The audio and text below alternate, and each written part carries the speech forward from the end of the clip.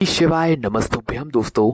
आप सभी लोग विश्वास नहीं मानेंगे कि इस कार्तिक के महीने में सोमवार की अष्टमी आ रही है।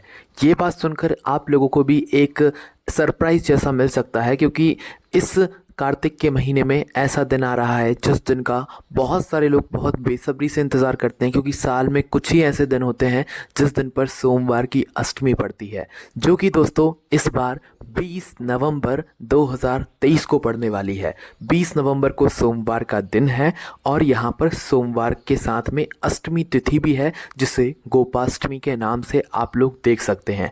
आप अपने कैलेंडर में जाके साफ साफ देख सकते हैं, उस दिन गोपाष्टमी लिखा हुआ है। ठीक है, तो मतलब क्या है इसका, गोपाष्टमी है और सोमवार का दिन है, तो इस दिन है 20 नवंबर को सोमवार की अष्टमी।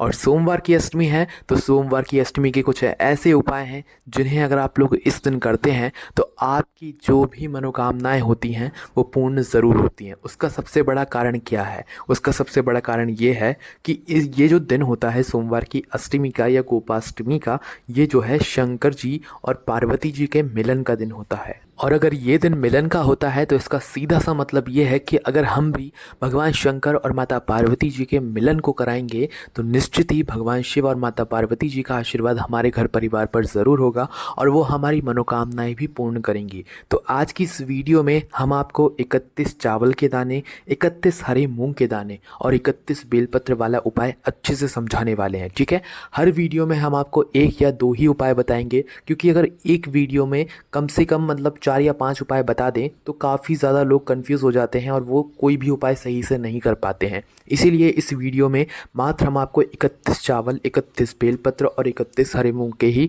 दाने वाले जो उपाय हैं वो ही बताएंगे। इसीलिए आप इस उपाय को अच्छे से सुने। इस वीडियो को देखने के बाद आपको किसी और वीडियो को देखने की ज़रूरत ही नहीं है इस उपाय को करने के लिए, क्योंकि इस वीडियो में हम आपको बहुत अच्छे तरीके से ये वाला उपाय समझा देंगे। सबसे पहली बात, ये वाला जो उपाय हम आपको बताने वाले हैं ये सिर्फ और सिर्फ सोमवार की अष्टमी के दिन किया जाना है।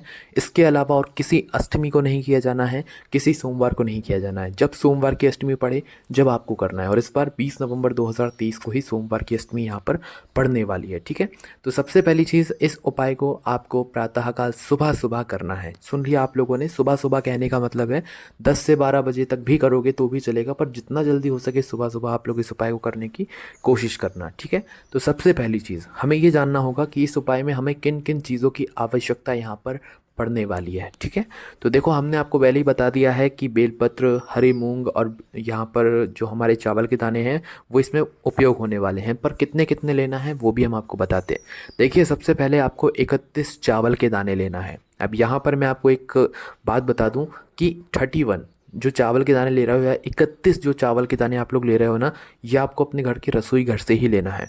पर ध्यान इस बात का देना है कि जो 31 चावल के दाने आप लोग ले रहे हो ना, इन 31 चावल के दानों को गिन लेना है। गिनने के बाद छांट लेना है कि इन 31 चावल के दानों में कोई भी दाना टूटा हुआ ना हो। टूटा हुआ है तो उसको हटाकर एक बिल्कुल अच्छा साबुत दाना जो है यहाँ पर निकाल लो चावल का। ठीक है, तो कहने का मतलब ये है कि 31 के 31 चावल के दाने बिल्कुल साफ़ होने चाहिए, बिल्कुल लंबे लंबे होने चाहिए, टूटे हुए नहीं होने चाहिए, एक भी नहीं होना चाहिए टूटा हुआ। इस बात का ध्यान रखना है। लेने 31 ही चावल के दाने हैं, ना कम लेना है ना ज़्यादा लेना है। दूसरी चीज़ आती है दोस्तों यहाँ पर हरा मूंग। ठीक है, अब हरा मूंग कैसा लेना है वो भी हम आपको बता देते हैं। देखिए, हरा मूंग वो वाला नहीं लेना है जो दाल वाला होता है, मतलब जो आपके घर में दाल कटी कटी वाली रखी हुई होती है ना, बहुत सारे लोग क्या करेंगे वो वाला हरा मूंग ले लेंगे। नहीं, हरा मूंग वो लेना है जो कि कटा ना हो, पूरा बिल्कुल सेगा का सेगा हो, गोल टाइप का हो, वो वाला आपको हरा मूंग लेना है। कितना लेना है? 31 दाने लेना है ना। अब 31 दाने कैसे लेना है, बढ़िया गिन लेना। इसमें आपको टूटने वगैरह की कोई दिक्कत है ही नहीं। आपको गोल ही गोल दाने लेना है, वो भी हरे मूंग के। कितने लेने हैं? 31 दाने। तो 31 हरे मूंग के दाने लेना। नहीं है घर में तो आप कहीं से जाकर ला सकते हैं, कोई दिक्कत नहीं है, पर आपकी जो दाल रहेगी वो आप इस उपाय में प्रयोग नहीं कर सकते हैं। वो दाने पूरे पूरे होने चाहिए, इस बात का आपको ध्यान रखना है। तो दूसरी चीज़ हो गई 31 हरे मूंग के दाने। अब जो तीसरी चीज़ है दोस्तों वो है बेलपत्र। भगवान शिव जी की सबसे प्रिय वस्तु बेलपत्र। ये भी कितनी लेनी है? 31 ही लेनी है। कितने? 31, है ना। तो 31 ही आप लोग बेलपत्र बढ़िया कहीं से तोड़ लाओ या तो कहीं से खरीद लो, है ना। और 31 बेलपत्र जो है आप लोग तैयार करके अपने पास में यहाँ पर रख लो। तो आप लोगों को क्या क्या सामग्री रखनी है? 31 चावल के दाने, 31 हरे मूंग के दाने और 31 ही बेलपत्र। बेलपत्र में भी ये बात ध्यान रखना कि जो 31 बेलपत्र के जो पत्ते हैं, उन वो जो पत्ते रहेंगे ना, वो टूटे हुए कटे पिटे नहीं होने चाहिए। भगवान शिव जी को जो भी चीज़ समर्पित करो बिल्कुल शुद्ध, बिल्कुल साफ, बिल्कुल मन से समर्पित करो, भगवान जल्दी प्रसन्न होते हैं, ठीक है। तो बेलपत्र का भी थोड़ा ध्यान रखना, कटे पिटे ना हो, या तो मतलब कि कोई भी ऐसी आपको जो है दिक्कत नहीं होनी चाहिए उन बेलपत्र के पत्तों में। और अगर आप लोगों के पास 31 बेलपत्र नहीं है तो इस स्थान पर आप एक और काम कर सकते हैं, वो भी काम हम आपको बताएंगे। तो उससे पहले अब हम आपको समझाते हैं कि ये उपाय आपको अब कैसे करना है। ये तीनों चीज़ें आपको आपने तैयार कर ली, 31 बेलपत्र, 31 हरे मूंग के दाने, 31 चावल के दाने, ठीक है। थोड़ा आगे पीछे हम बोल रहे हैं, आप समझ लेना। तो आपने ये तीनों चीज़ें तैयार करी 31 मात्रा में। उसके बाद में अब सुबह सुबह जा रहे हो तो ऐसा तो है नहीं कि आप भगवान शिव जी की पूजा नहीं करोगे।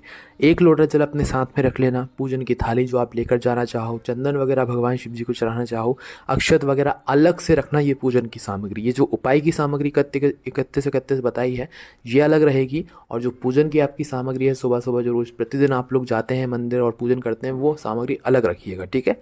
तो बढ़िया लेकर पहुँचिएगा भगवान शिव जी के मंदिर में प्रातःकाल सुबह सुबह, और स्नान करके शुद्ध होके नए वस्त्र पहनकर। ऐसा ना हो आप पिछले दिन के ही वस्त्र पहन ले, थोड़ा धुले हुए इस दिन विशेष रूप से आप वस्त्र पहन लेना या नए वस्त्र पहन लेना, ठीक है। कार्तिक के महीने की ये सोमवार की अष्टमी है, भूलना मत, बहुत बड़ा ये दिन है, ठीक है। तो करना क्या है वो हम आपको यहाँ पर बता देते हैं। आप भगवान शिव जी के मंदिर जैसे ही पहुँचे ना, तो शिव जी की चौखट से ही ये उपाय शुरू हो जाएगा, इस बात का ध्यान रखिए। तो चौखट से कैसे ये उपाय शुरू होगा? देखो, आप जो अपनी पूजन की थाली वगैरह सब तैयार करके लेकर आए हो ना, हो सके तो उसे थोड़ा वहीं पर पास में कहीं पर रख देना, क्योंकि इस उपाय को आपको भगवान शिव जी की चौखट से ही शुरू करना है, ठीक है। और चौखट जब आपके दोनों हाथों में सामान रहेगा तो आप फिर मतलब इस उपाय को कैसे अच्छे से कर पाओगे। तो इसलिए अपने पूजन के जो भी सामग्री है वो साइड में रख देना, ठीक है, थोड़ी देर के लिए। तो अब आपको करना क्या है, आपको अपने हाथ में 31 चावल के दाने, 31 हरे मूंग के दाने, 31 बेलपत्र अपने साथ में मात्र रखना है उपाय को करते समय, ठीक है।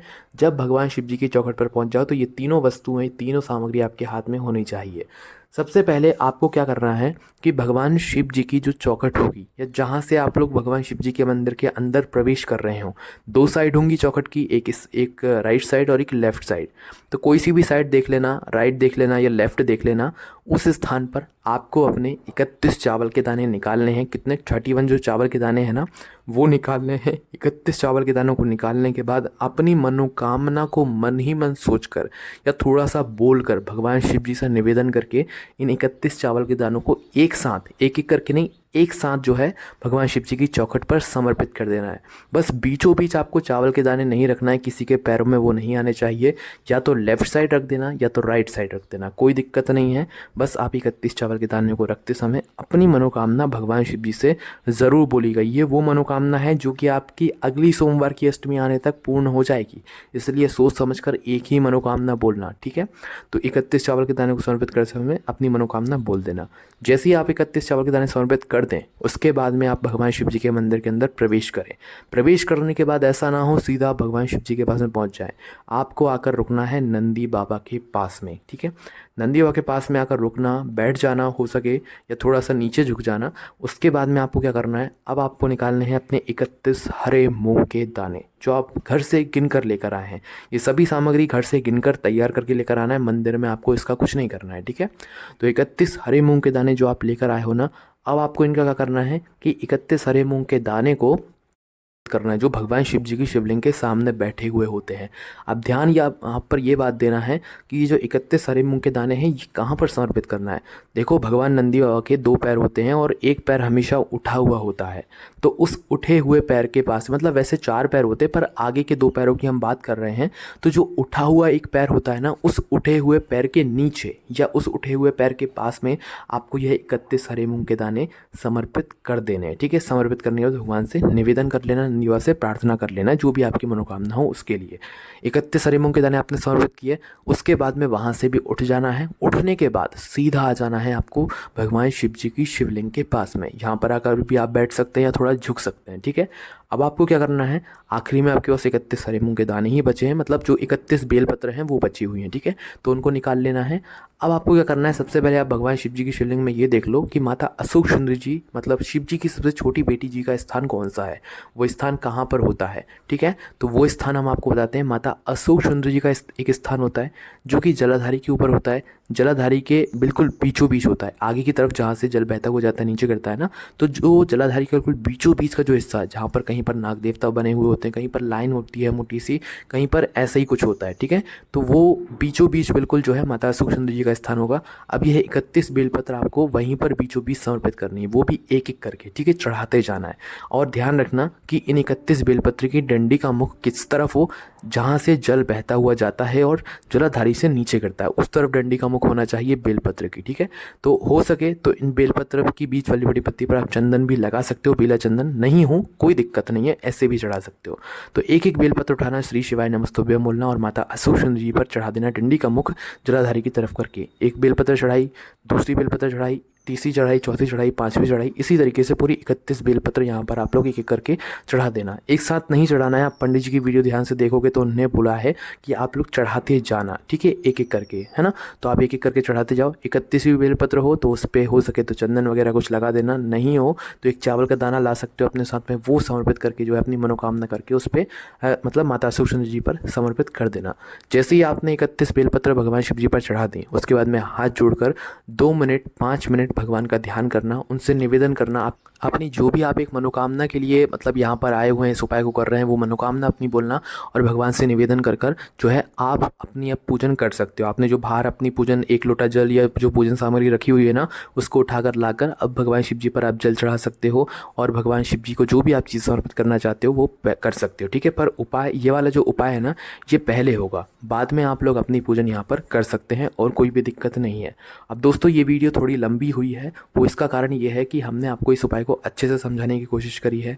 इस वीडियो को अगर आपने अच्छे से देख लिया, समझ लिया, तो आपको कोई दिक्कत नहीं आने वाली है। पर जब भी किसी को कोई दिक्कत हो, कोई प्रश्न हो, तो कमेंट सेक्शन में जल्दी से पूछ लेना, उपाय को ज़रूर करना और अगली सोमवार की अष्टमी आने तक आपकी वह मनोकामना ज़रूर पूर्ण हो जाएगी। बाकी कोई भी समस्या आती है आप हमसे कमेंट करके पूछ सकते हैं। और हमारी एक वेबसाइट है भोलेनाथभक्ति.com, जिस पर आपको पंडित जी द्वारा बताए गए सारे उपाय मिलेंगे। पंडित जी की कथाओं में जो भी विशेष जानकारियाँ होती हैं, कुछ दिनों बाद वो भी आपको मिलना चालू हो जाएंगी। और जो भी त्यौहार वगैरह जो भी विशेष चीज़ें आती हैं, उनकी जानकारी भी आपको कुछ दिनों बाद मिलना शुरू हो जाएगी। तो आपको कभी भी कोई दिक्कत आती है, भोलेनाथभक्ति.com सर्च करना गूगल पर, आपको हमारी वेबसाइट दिख जाएगी। वहाँ पर सारी जानकारी आप लोग आराम से बैठकर पढ़ सकते हो और उपायों को भी पढ़ सकते हो। कोई भी दिक्कत आए वहाँ पर भी आप हमसे कमेंट करके पूछ सकते हो। ओम नमः शिवाय, जय भोले बाबा, श्री शिवाय, नमस्ते।